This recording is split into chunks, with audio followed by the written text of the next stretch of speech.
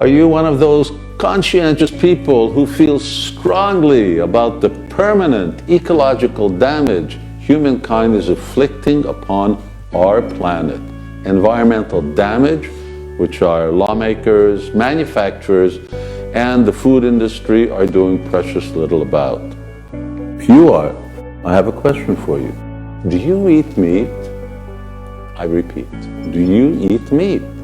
If you do, then you're part of the problem, a big part. Don't you know that avoiding meat is one of the quickest ways to achieve what you're protesting against? Don't you know that in 2017, over 15,000 scientists signed a warning to humanity, calling for, among other things, drastically diminishing our per capita consumption of meat? Surely you must know that in 2018, an Oxford-led research team of scientists recommended an extraordinary reduction in meat eating as essential to reduce climate change.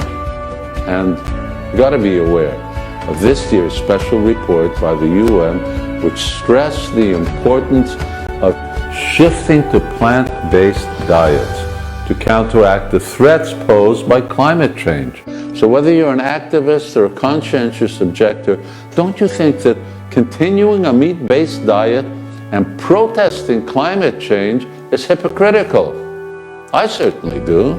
Science is telling us that a boycott of meat-eating habits is essential if we are to avoid a scorched earth and its woes. Now that's a fact. Meat production causes phenomenal harm to our planet. Deforestation, water shortages, and country-sized dead zones in the ocean. These are just some examples.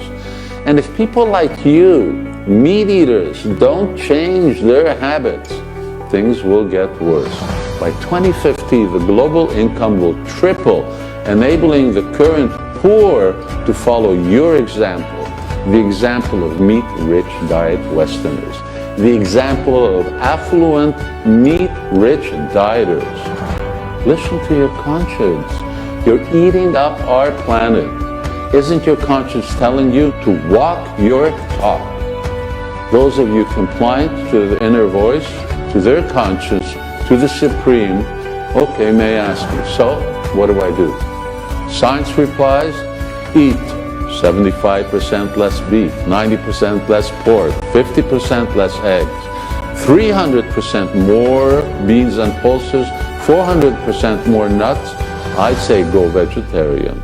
It resolves all the stats, gives your kids the future they deserve, and gives you a clear conscience.